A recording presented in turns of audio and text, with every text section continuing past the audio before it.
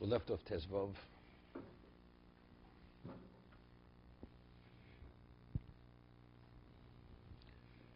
Giatim Yedatim.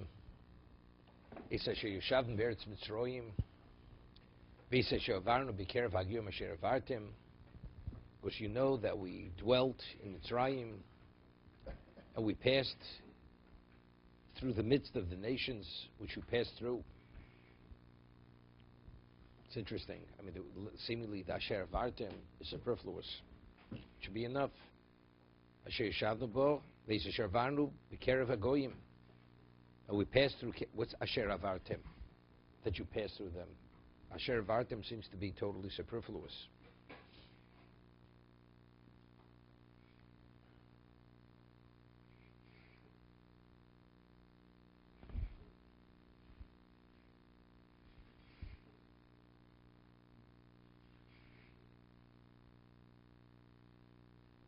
What is the second Asher Avartim? Asher Avarnu. So could be what I was thinking.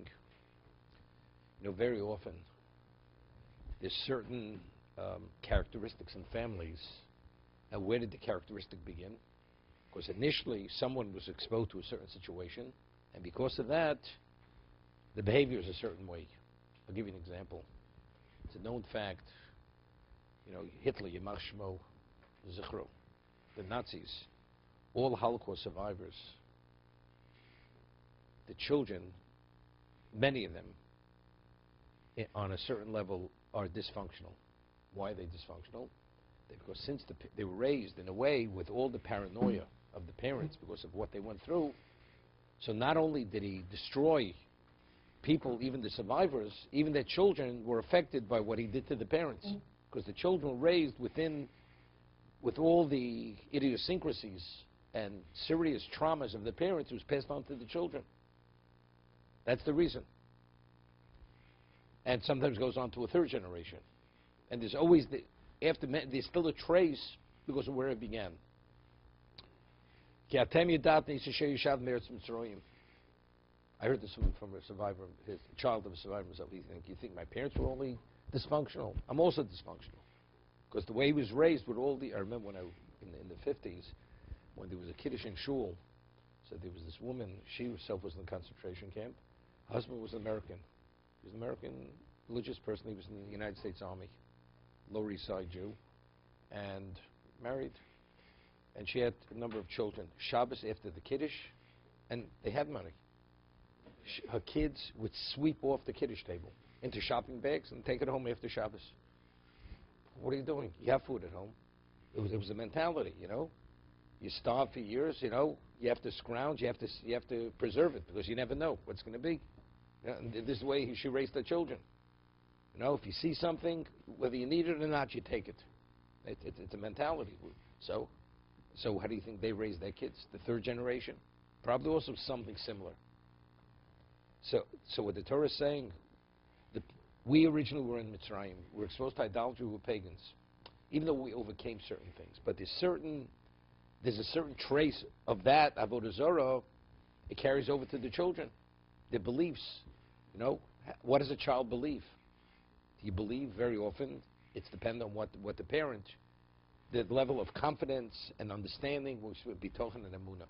Very often, it's what the child sees in the home that carries on to the child. We passed. What's Asher Avarnu? We could be going on Klal Yisrael. Asher Avartem, no. You yourselves. This is not a carryover. That's why the pasuk includes Asher Avartem. It's not only what you're carrying over from the previous generation. It's even yourselves. You yourselves personally were exposed to it. So it's a different level of effect. And what was that? V'tirutz shukuseim, v'skuleim, eitz v'even, kesef zov asher imoim. V'tirutz shukuseim, al shem shem mu'usim kishkotzim. The idolatry, it's as disgusting as rodents. Guleim shemusrochim mu'usim kegolo. They have a stench. They're as rotten and as moos, disgusting, detestable as dung. Eitz vo Evan. Osen shel eitzim shel avonim. Reisim begodui. That you saw in the open. Fisheina goy yori shem yigonvu. Right? He's not concerned you may steal his wooden or his, what's his name? You walk down Fifth Avenue, you have all these statuettes. It's African type of stuff. Masks. What's it worth? The cardboard box probably worth more than it is. You understand? That they leave out. Avol shel kezev zov imon bechedju maskisam name. Vishem yurem shem yigonvu. They're concerned it may be stolen. But nevertheless, the Torah says, "Pen yesh b'chem isho isho." O mishpocho shevet asher levovo pona yomim Hashem Elokeinu. But nevertheless, maybe there's an individual or a family, or even a shevet, that his heart turns from Hashem to consider lavod as lahei goyim hoim, to worship those idols, those deities. Pen yesh b'chem shoresh porosh v'lano.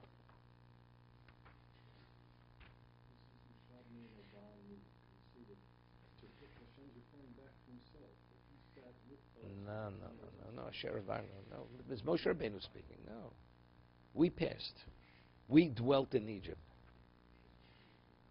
Right? Ashal vovo ponim hayom lekabels olav bris. Shoresh porosh v'lano. Shoresh. What shoresh? Shoresh doesn't mean a root here. It means megadel esavra mar. It's causing a bitter root grass to grow. Kigidim shem morim. He says, Rashi says, the Chum says, Gidim normally means a sinew. Here it means it's a bitter herb. Mafro marbe resh b'kirbchem. You have this evil festering within you. Because originally what you were exposed to.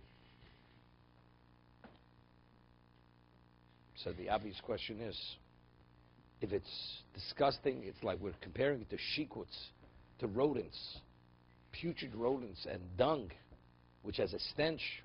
I mean, how could you be attracted to it? Right, that's the question. So Mashgiach Sechayim V'rocha always used to say, you know, if you rode the subway system in New York City today, it's getting bad again. In the 50s, you know, the seats were made of, well, not plastic. They were made of like straw.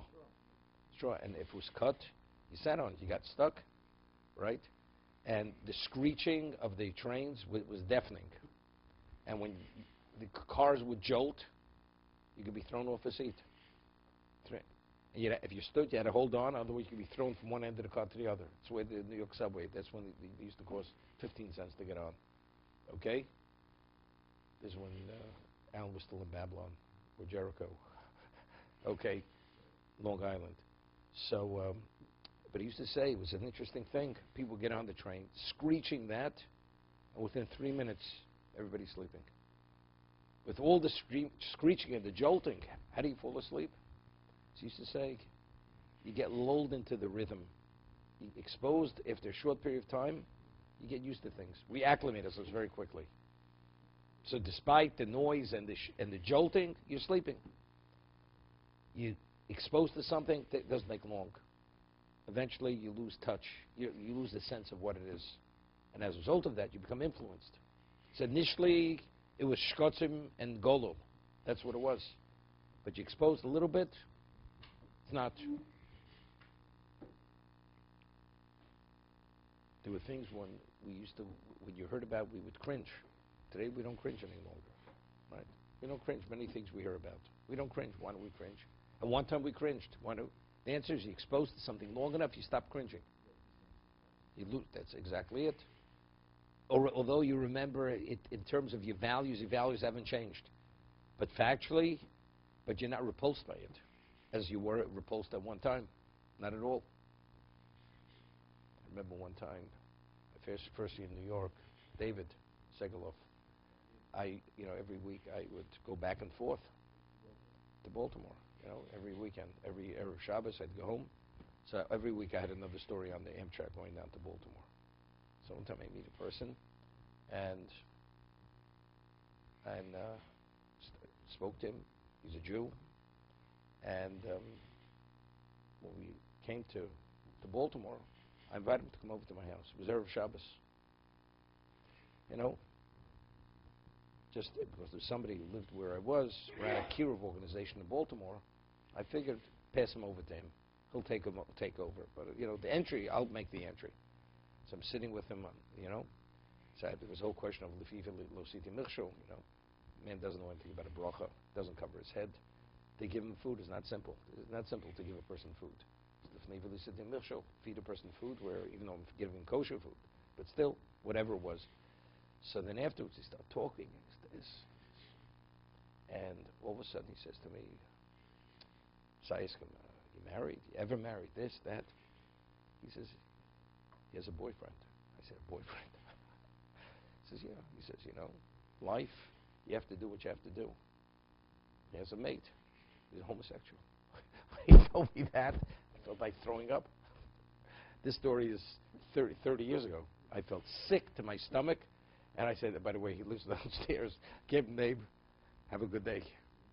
I just couldn't be in his proximity. Today, I'm not sure. He has so much of this, so much. Okay, so he is. Do I share it? Definitely not. I mean, God forbid, chas v'shalom, nothing. But to be repulsed by it to that degree, today I'm not sure. Of course, you hear and you're exposed and you see and this and that. It's a different reality. If you go to what's his name, and when it was in Kollel, we learned chulin at a different level, on a practical level. So we went down to the slaughterhouse, to the they call the shlachtes, to see, how they do shchita and how they do the internal examination on the animals, all that. We went there. So they told us, when you come, make sure to wear old clothing.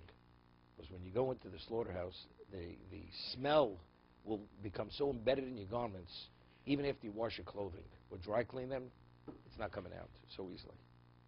Right? It's like when Ernie used to work on the cadavers before, when he was in podiatry school. So, okay, you walk into the slaughterhouse, it's like you're walking into a wall. It's like all of a sudden you hit in the face. The smell, the feeling was so thick, even though it's just the smell, the stench. You're there for 3 minutes, you don't smell anything any longer. You don't smell it. You walk out, you don't realize that you reek from whatever was there. People wouldn't go near you. That's the way it is. So how long? We're talking about golo. This is golo, literally. Right? It's dung. But that's the reality. How quickly we become influenced. Give you an example. In Russia, at one time, you'd have to wait 6 hours to get a loaf of bread. So when they got the bread, they were appreciative. Today, you live in New Jersey or wherever. Bread, are they appreciative that they can buy bread? No, you lose the sense of appreciation. We touched upon everybody this morning, almost, except the people from the outback. Okay,